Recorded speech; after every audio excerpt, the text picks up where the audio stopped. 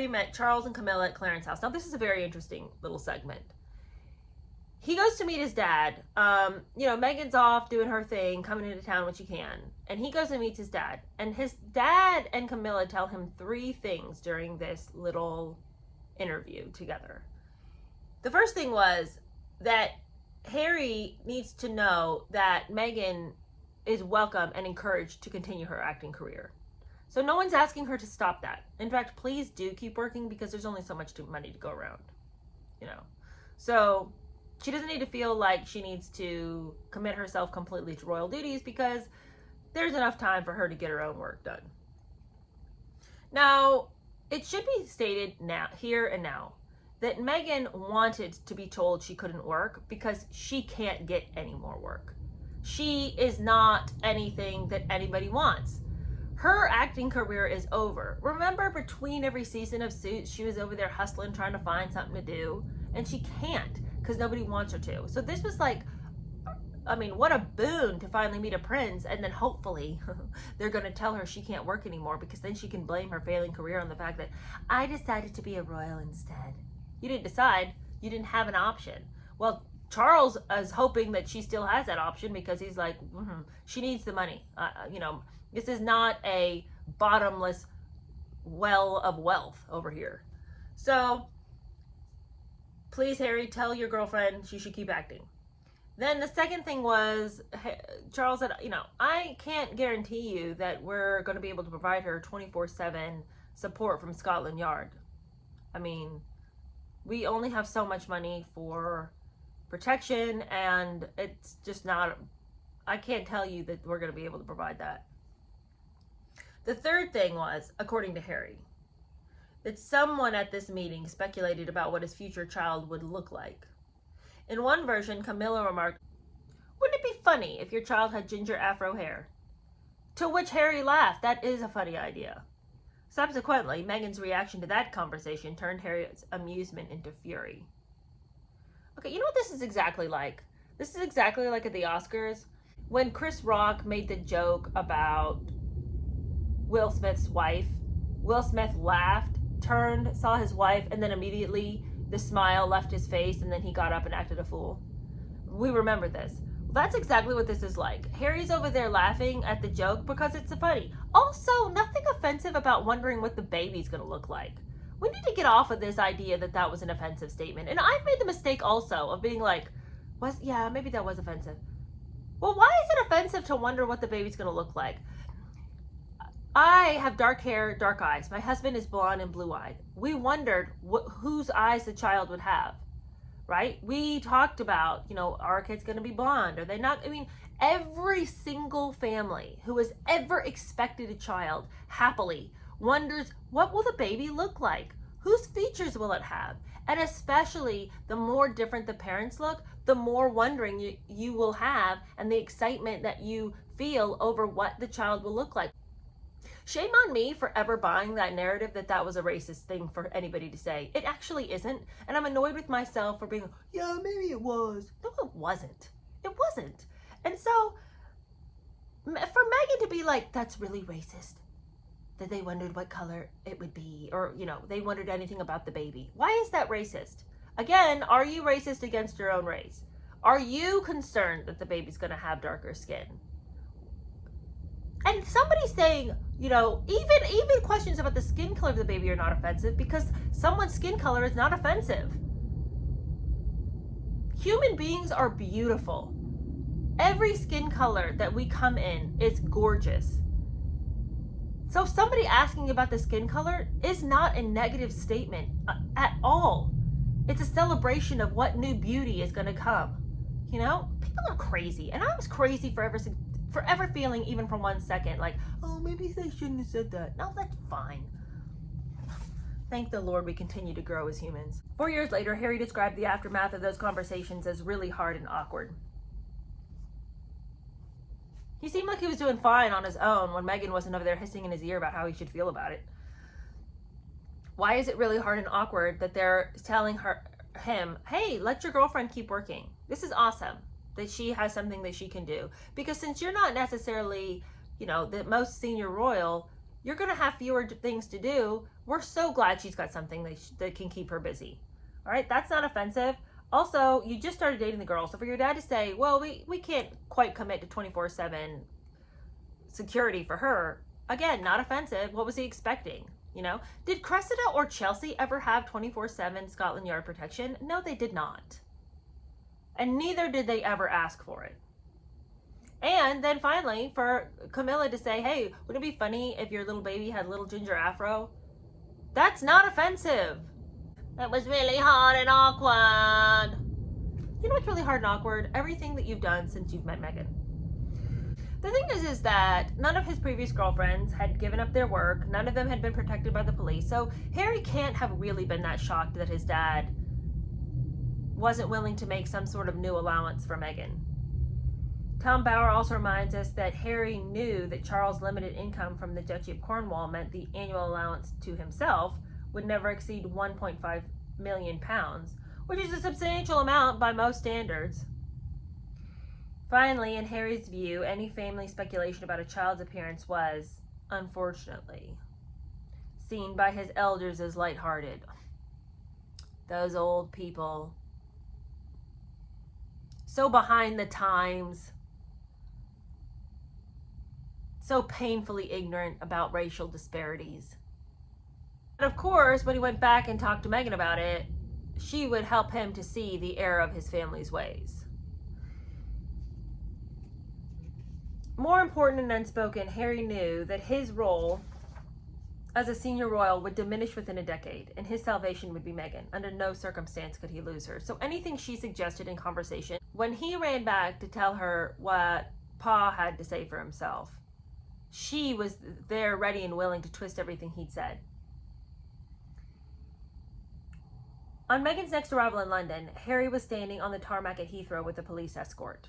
Between letting her know what Pa had said and her, reiterating to him how it was actually going to be, forget what Pa says, he had managed to get Pa to agree to some things that initially he had not agreed to.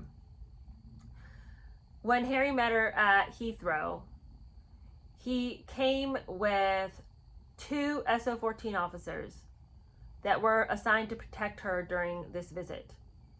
And also, and this is very interesting, he had managed to get Charles to agree that Harry should have a female bodyguard for Meghan. And they had procured one. It had been approved, it was being processed, and Meghan gets out of the plane, gets into her car on the tarmac, and is sped toward Kensington Palace, all beginning this new super celebrity lifestyle that she had so wanted her whole life. She's got protection, she's got bodyguards, she's, dating a prince. I mean, truly, truly, everything that she'd ever mapped out is coming to play. It's very odd how she managed to secure this position. Very strange. I think it's interesting, too, that Harry's demand was for a dedicated female bodyguard for Meghan. Apparently, he believes that Meghan and his mother might share more than one personality trait. And that might be that bodyguards are better to be female than male. Now, back to poor Gina Nelthorpe-Cowan. I thought we'd seen the last of her, but no, she comes back again. She knew that she and Meghan weren't friends anymore. I mean, when Meghan sent her that little statement about, I'm ending my acting career, which was premature, by the way, because nobody had told her to do that. Nobody had said she needed to, but she was assuming that they would tell her she didn't have to do it anymore. Gina, thinking they're still friends, sent a little routine friendly message to Meghan, wanting permission to use a photograph from the Ottawa Youth Summit. Meghan's done with Gina. She's got no use for Gina. Instead of her usual personal approval, Meghan's lawyers rejected the request. Meghan can't even be bothered to personally message Gina anymore. My lawyers will take care of it. Deal with Gina. And they say no. Why couldn't Gina use the picture? That's not stated, but still, that's so weird. It's so weird that Meghan treats people like this. Gina Nelthorpe-Cowan was ghosted, and across London, Millie McIntosh, the TV star, found herself also cut off from her friend. Back in the day, Meghan couldn't stop meeting with these people so that she could keep talking about, what about Ashley Cole? What about Ashley Cole? What about Ashley Cole? Do you know any single British men? Do you know any single British men? I'm single, I need a man. But now that she's got the man, she doesn't need Gina, she doesn't need Lizzie, and she definitely doesn't need Millie. So Millie McIntosh is cut off. Then Lizzie Cundy, who's discovered the new reality, and she texts Meghan, oh my God, you and Harry, I just heard about it. I just found out about it. That's crazy. You know, wanting to share in Meghan's joy. Meghan texts back this very cold little message. Yes, we'll try and hook up. Does she ever make an attempt? What do you think? Of course she doesn't. Therefore, thereafter, there was never a reply to Cundy's texts. I was literally ghosted by her, confessed Cundy. She ditched everyone. Well, not surprisingly. I mean, here's the thing. I would like to think that I'm a good judge of character, although there have been so many things in my life where I've been like, what? They did that? You know, and then later I think back and I'm thinking, well, I guess I could have seen the red flags waving had I bothered to pay attention. And so it's easy for me to look at Lizzie and Millie and Gina and be like, how could you girls be so confused? Didn't you see her snake ways from day one? But, I mean, they didn't. And it would have been incredibly painful to have this person who never would have ignored you before. It would be incredibly painful to realize you've just been a cog in somebody's machine to meet Harry. And then once she's met him, she just kicks the machine over. Thank God that's done. You know? Her friends go spilling out everywhere. Who cares? What else? There's no skin off her back. She's got what she needs. Also, Piers Morgan was ignored, to his surprise. He says Meghan Markle is a self-obsessed professional actress who has landed the role of her life and is determined to milk it for all she's worth. She spent most of the past 20 years cozying up to people until they served no more use to her, then airbrushing them out of her life without so much as a goodbye, loser. I know, because I was one of them. So, you know, if there was a person that she should have kept near and dear, it would have been Piers Morgan. He's a cut above this, you know, Lizzie Cundy and Millie McIntosh, you know. It would have behooved her to have him as a mouthpiece for her shenanigans. Now, I don't think Piers Morgan ever would have bought into who she wanted everyone to believe that she was. I mean, he'd had like one lunch with her, you know, so he didn't know her well enough to know what kind of a person she was before she went ahead and ghosted him. But I think had he spent more time with her, he would have come to that conclusion on his own without her having to ghost him. He would have ghosted her. I'll say that much. But for Meghan to not have held near and dear some of these relationships, I mean, it just shows her appalling ignorance and her self-obsession, that she thought she wouldn't need anybody again, ever.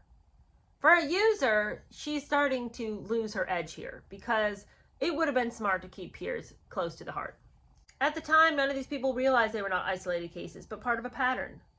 Meghan, some would say, was picky, dismissing those who didn't share her vision. Tom Bauer gives us the same story. This is the third time he's told the story. I think it might be time to just let the story go. He tells the story again here as an example that whenever people said things that Meghan didn't like, she'd just hang up on them. And he tells the story about how Thomas Markle criticized the lighting on her new series and then she got really mad and hung up. The reason I don't necessarily like this story as an example is simply because if you had landed a role on a TV show and you were more than just a bit actor, but you're a returning actor and you were, you know, every episode you were being paid, that would have been a big deal to a minor celebrity. Then for her to call her dad and say, hey, what do you think of the show? And his first thing back is, well, it'd be great if I could actually see you, but it's so poorly lit. It would have stung because you would have wanted your dad to be proud of you because you were proud of yourself. And I think it's really easy to attack Meghan in this. And I mean, I've spent some time attacking her on this too, just being like, come on, girl, you know, why can't you just hear what your dad says? He's a professional, he knows. That is true, he's a professional and he does know. But I'm a liar if I act like that wouldn't have hurt my feelings. If I called my dad wanting him to be proud of me and then his reaction was, well, it'd be fine if it wasn't so junky. That, I won't lie and say that wouldn't have stung. Now, I don't think I would have hung up on my dad. Well, I know I wouldn't have hung up on my dad. But I think it would hurt my feelings. It would have. And so just the fact that Tom Bauer uses this as for an example a third time, I'm like, okay, I think we've milked that story for all it's worth. But anyway, the point is, Meghan, when she didn't like something that somebody said, she would explode and cut them out. And there's enough instances of that happening that none of these people should have felt that they were isolated or that they had gotten picked off because there was something wrong with them. It's just that that's how Meghan does. She's got to go find bigger and better friends. When she stepped on your face and she's crawled up the ladder, she's done. She's done with you.